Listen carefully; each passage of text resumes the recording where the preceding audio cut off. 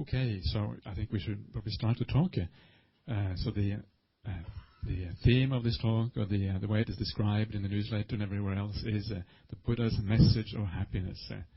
And I'm going to talk about this in a few different ways. And of course, because essentially the Buddha's teachings is a way to find happiness in the world, a way to get out of suffering. This is kind of the core thing of the Buddha's message. And of course, on a Vesak day like this, this is especially a celebration of the Buddha himself, because it is about the Buddha being born, enlightened, and passing away on this day. That's just a traditional date, but that is what we're celebrating today. And the first thing that I would like to say about this person who was the Buddha, and which for me is a very simple thing here, but in many ways also very inspiring for people who want to practice in accordance with his teachings. And that is to remember that the Buddha, he was a person just like all of us. And because he was a person just like all of us, he wasn't a god, he wasn't something absolutely different from us. It means that because the Buddha was able to practice in this way, he was able to attain enlightenment, he was able to do these things. Because we are essentially the same as the Buddha, it means that we can also do it. We can follow in the footsteps of the Buddha, and we can take the Buddha as our ideal, as our standard, and we can do things in the same way that he did. So that is the first thing to understand. Even though he obviously was very wise, even though he had special qualities, essentially he was a human being just like the rest of us. And I find that so inspiring that we have a teaching where we're not worshipping something which is completely other, but we're worshipping kind of the highest potential in all of us, the possibility of reaching something beautiful in our lives, of reaching enlightenment, if you like. So this is the starting point. But of course, when we talk about the Buddha, we also talk about the Dhamma. The Dhamma is the teaching of the Buddha, because essentially the Buddha and the Dhamma are not two separate things. These are two sides of the same coin. And if you read what the Buddha said that if you understand the Buddha, you also understand the Dhamma. If you know the Dhamma, you also know the Buddha. These two things are inseparable. You cannot say that the Buddha is one thing, the Dhamma is one thing. In one sense you can, but ultimately they are very, very closely related. And the reason for that, of course, is because the Buddha, first of all, he is the highest expression of that Dhamma. He has practiced it to the full end. He has realized the highest possible kind of happiness and peace and contentment. He embodies in his person the qualities that we're all striving to attain as Buddhists. So that is the first reason. He is this Dhamma in the sense that he is these qualities. And the second reason that the Buddha is the Dhamma is because the only purpose of the Buddha's life after his full enlightenment is to teach the Dhamma. This is all that he is about, teaching the Dhamma. For him, it's the only thing in the world which makes any sense anymore, is teaching and Dhamma, and of course living in accordance with it, because that is what he is. In that sense, he is also the Dhamma. There's no difference between the two. He is only interested in the Dhamma. Everything else has become completely insignificant as far as the Buddha is concerned. So in this way, when we reflect on the Buddha today, when we celebrate his achievements and his birth and also his death, in a sense, we are also celebrating the Dhamma, because there isn't really any distinction here. Now, this Dhamma that we are celebrating, of course, the most important of these teachings, for those of you who have been Buddhist a long time, you know that the essence of the Dhamma can be taught in the Four Noble Truths. And again, briefly, for those of you who are not aware of this, the Four Noble Truths are the truths of suffering, that there is suffering in the world. The second one is the cause of suffering, that there is a reason why suffering arises. The third one is that there is an end to that suffering if we take away the cause. If there's a cause, remove the cause, suffering must end as a consequence. And the last one is the path, that there is a path to the end of suffering. In other words, Buddhism is one of these beautiful things. It gives you a teaching which is practical, something you can do to overcome the troubles of life. And sometimes people say, well, this is a bit negative because it's all focused on suffering. And there is maybe, and it can maybe be regarded in such a way, but if you also reflect that it teaches you the path to the end of suffering, it's also a very hopeful teaching. But in any way, there is an alternative way of looking at this teaching, which I was taught many, many years ago by AjahnBrahmmali, and it sort of piqued my interest when I heard this, because it made sense to me. And he said something like this. Well, this is my own words. After a while, you sort of change things a little bit because you think of these things yourself. But essentially what he said was that, well, if you understand suffering in the world, you also understand happiness. Because suffering and happiness are two sides of the same coin. If you understand where suffering is, you also understand where happiness is. These always must go together.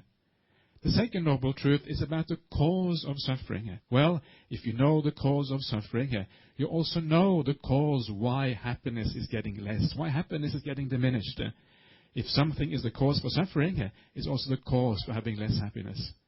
If you know the truth of the end of suffering, that is equivalent to the truth of happiness, because the end of suffering must be the happiness. And the path to the end of suffering is, of course, the path to happiness. These are always two sides of the same coin. You cannot separate these things. And this is a very useful way of understanding the Buddha's teachings, because we're all searching for happiness in our lives. We don't want to get depressed and down and negative and all these kind of things. It just feels painful.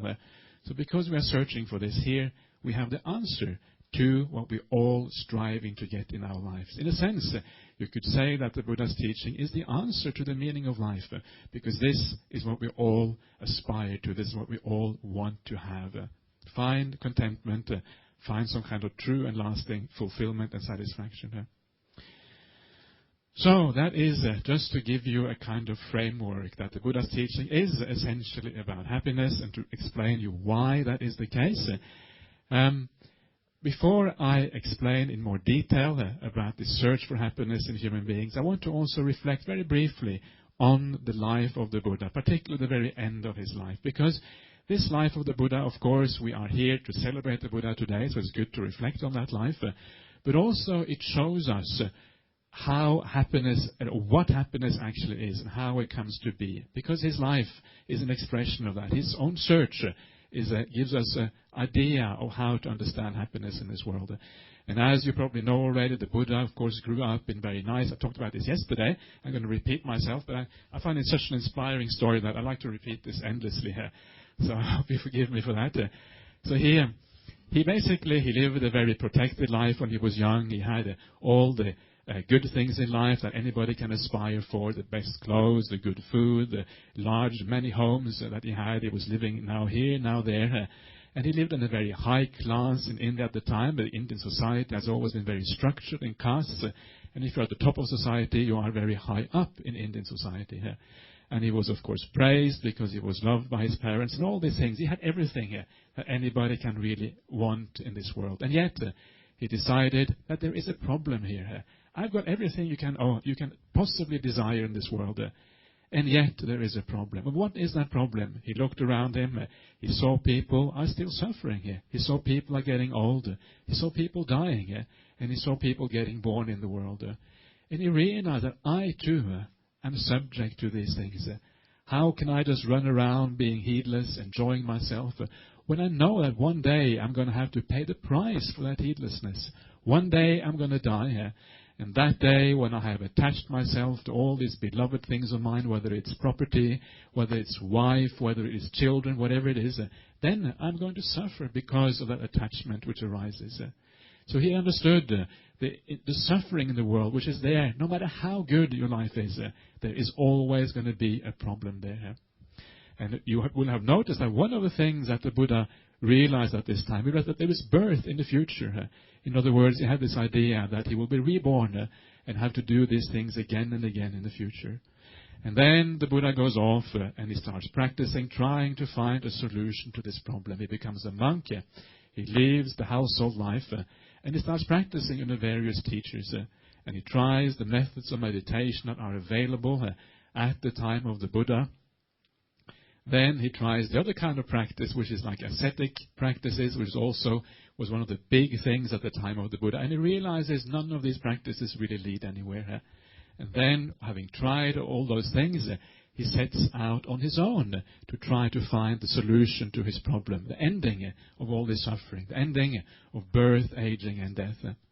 And then, of course, he does the very deep meditation, the kind of meditation which makes you so peaceful and so silent inside and so blissful in many ways that your mind becomes incredibly powerful. And when that mind is so incredibly powerful, only then have you got the opportunity to penetrate and understand what the solution actually is, what the problem actually is. After having done that deep meditation, he turns that powerful mind and try to recall what happened before I was born. What happened? Is it possible to go back beyond my own birth? And then, by even recollecting with that powerful mind before his own birth, he realizes that there was another life before that. And he sees his own death in the past life. And then goes back into that past life and goes backwards and backwards and backwards from life to life, seeing that there is this endless chain going backwards. You cannot really find the first point of life after life after life. So this was the first realization that the Buddha had on his night of enlightenment. He realized that there is this chain of births going backwards and backwards. And of course, that he understood is a big, big problem, because you have the suffering in this life is only in this life, but in fact it goes back endlessly. There's no end to these problems.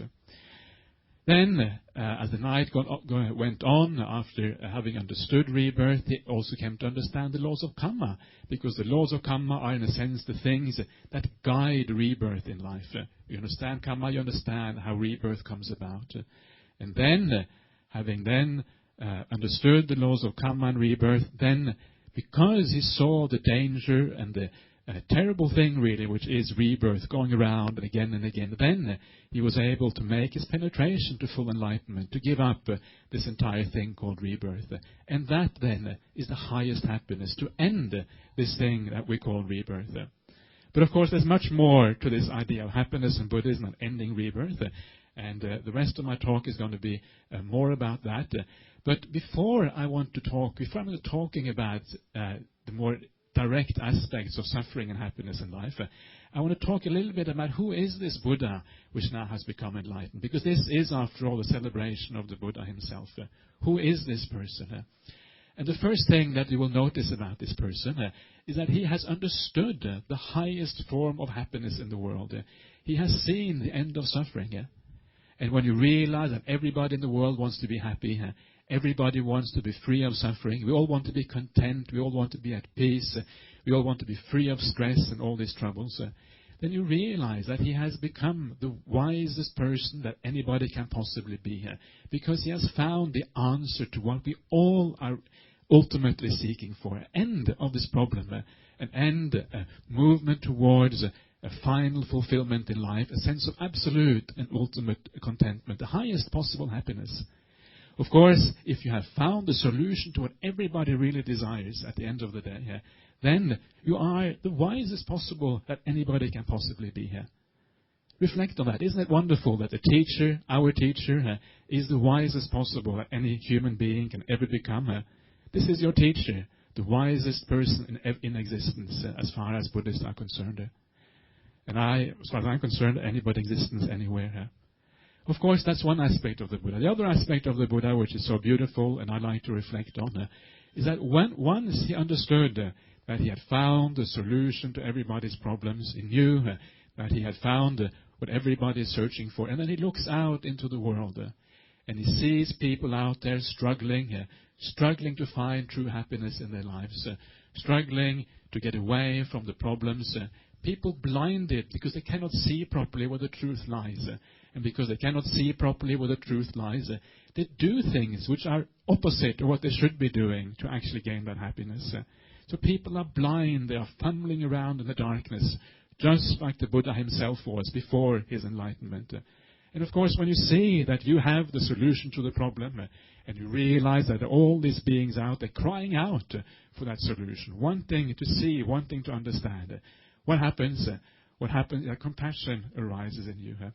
And this then is the second important aspect of the Buddha. He, in a sense, embodies compassion because his motivation for his last 45 years of his life is only that, to teach other people, to make them understand the teaching that he has realized for himself.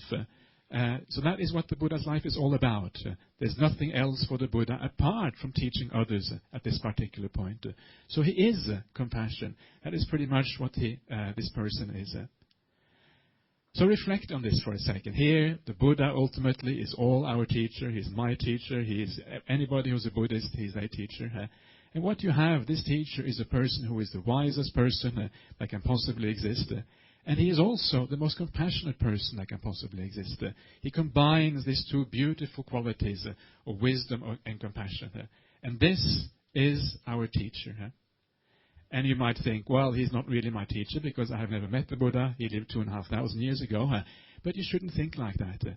Because the reality is that when the Buddha sat in front of people 2,500 years ago and he taught the Dhamma, he realized at that point that this Dhamma is going to keep on going, rolling on for a long, long time in the future. And when he gave his teachings, he gave it in such a way, in a timeless language, in a way that speaks to us directly here and now after 2,500 years. And that is the powerful thing of the Buddha's message. If you read what he said, it doesn't really sound like it's 2,500 years old. It sounds like it could have been said by anybody today because it makes sense. It's something which strikes you as very, very direct and very beautiful. So because the Buddha knew, essentially, that we would be sitting here today 2,500 years later, and he phrased his teachings in such a way that we could also understand it, then he becomes directly our teacher. Because he knew about this. He knew that he'd be here today. He thought about us. All of us here today, he thought about us when he gave the teachings 2,500 years ago. And that is such a beautiful thought. Think about that. He actually, this man who is the wisest person in existence, the most compassionate one, he thought about us 2,500 years ago. He is your teacher very, very directly. It's a beautiful thing to think about. And when you think about that, it can give rise to a lot of happiness and joy. And this is a kind of called the recollection of the Buddha, the recollection of the beautiful qualities of this person who lived 2,500 years ago. And I would urge you to think in this way because it gives you a sense of connection to the Buddha, gives a sense of connection to the Dhamma, which makes it a much more powerful teaching in your lives. So that is just a little bit about the Buddha who we are celebrating today. Now I want to go back a little bit more about, well, what is it that actually the Buddha discovered on his enlightenment? How does that affect us? What is the connection between his discovery and our well-being here and now, our happiness and suffering here and now? And what the Buddha discovered, the first thing that he saw, obviously, and this is something we can all see in ourselves if we look inside of us, is that as beings, as human beings, it also includes animals, it includes any beings which exist anywhere, we have feelings. Feelings is an essential part of human life. You cannot live and exist without having feelings. And once you have feelings, there is essentially two types of feelings. There is positive feelings and there is negative feelings. And there are the feelings we don't want, the feelings that we do want. There are also many neutral feelings, but you can put those neutral feelings aside for now because they are really not so relevant. But essentially, if you are human, you're going to have feelings you like and you're going to have feelings you don't like. And this is what it means to be human, that we have this kind of a duality in feelings. Now, once you have feelings you like and feelings you don't like, what happens then? What happens is that you get a desire for those feelings you like. You want to have more of those feelings. You try your best to somehow achieve those feelings most of your time, all of the time if you possibly can. And because you have negative feelings, you get the desire to get rid of these negative feelings. How can I overcome these problems? How can I overcome whatever pain and disappointment and problems I have in my life? And this is just, again, is the natural consequence of having feelings, that we want to overcome them.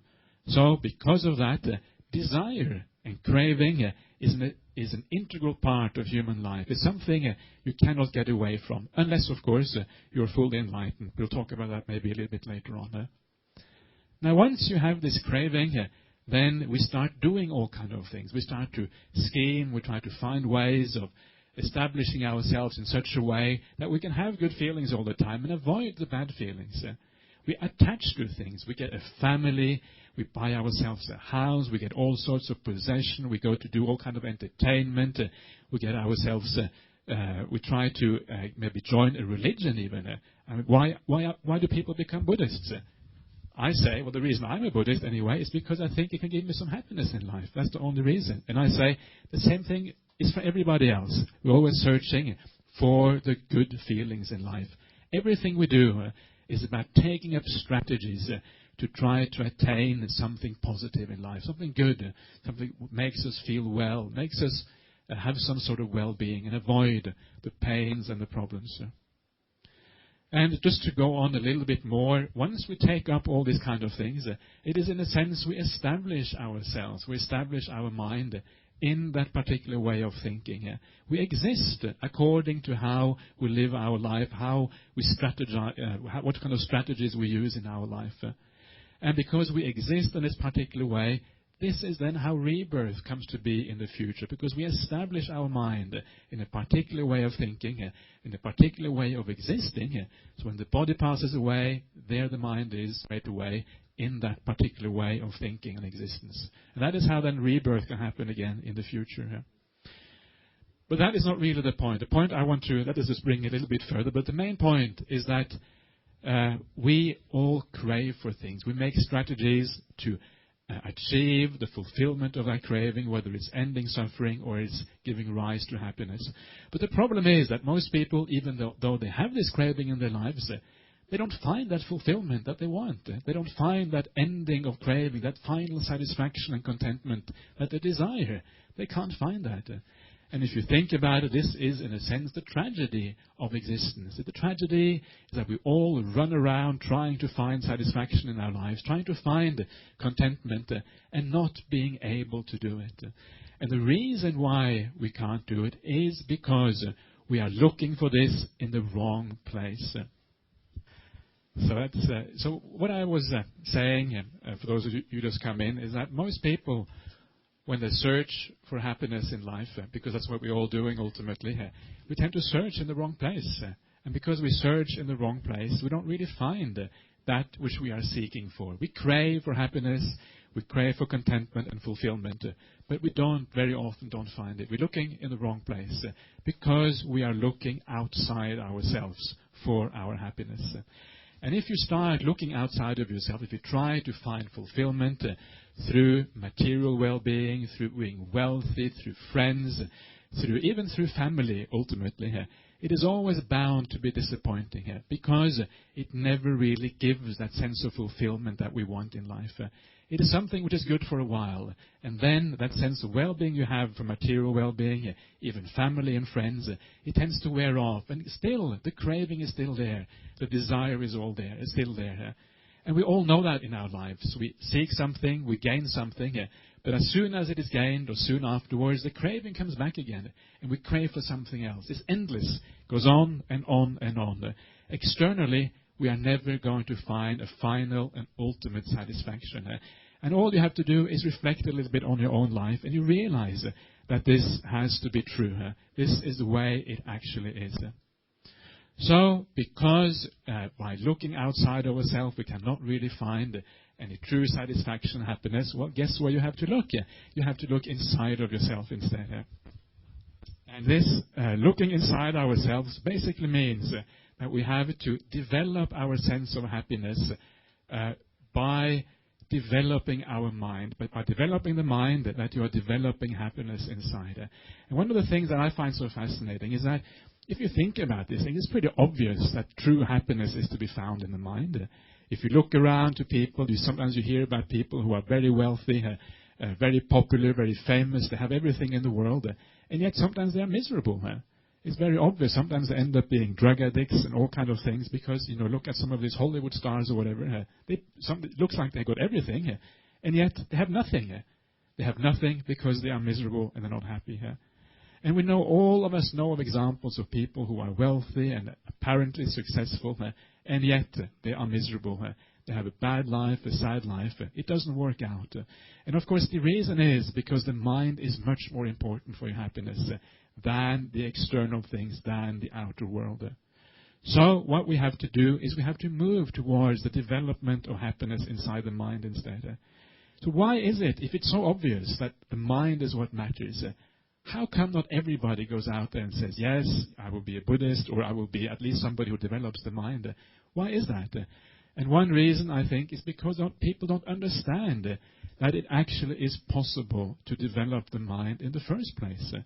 The understanding that you can develop the mind is something itself very profound and very unique.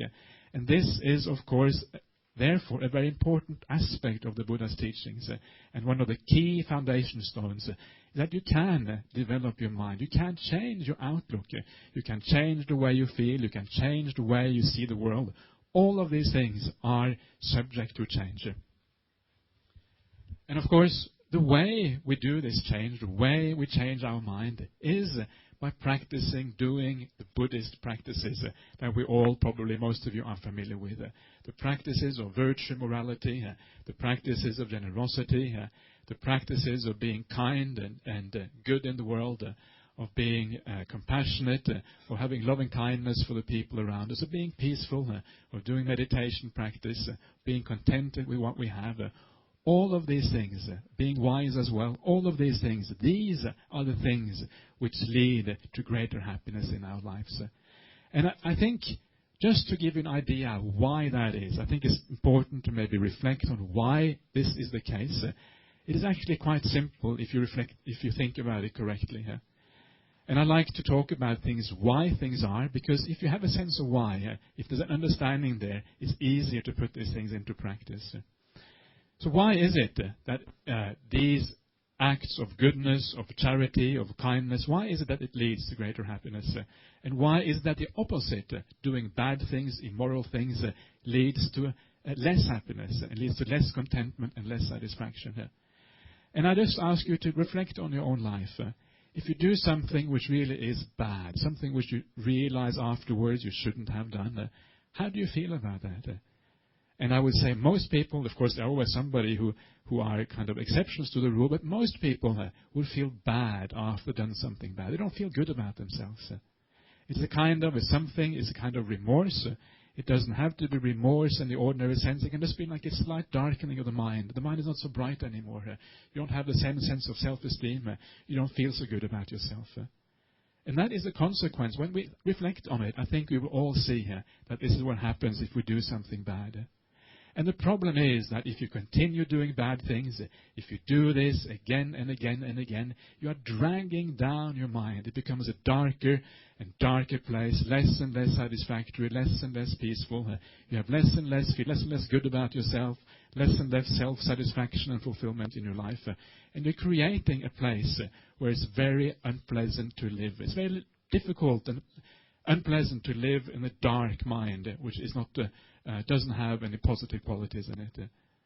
And of course, our mind is ultimately our real home. This is where we live. This is who we are. If we are anything, we are the mind. So you want to create a beautiful home for yourself. So then instead of doing bad deeds, instead of doing bad things, we do good things instead. And think about it in your life. I certainly know this from my own life. Sometimes you do something good. Maybe it's just a spontaneous act of something. How do you feel afterwards when you spontaneously do something nice? You often feel good about yourself. Feel a sense of joy, a sense of satisfaction. You've done something nice in the world. The mind brightens up. You get a sense of joy, a contentment, a fulfillment in your life. All these good things come to you because of that.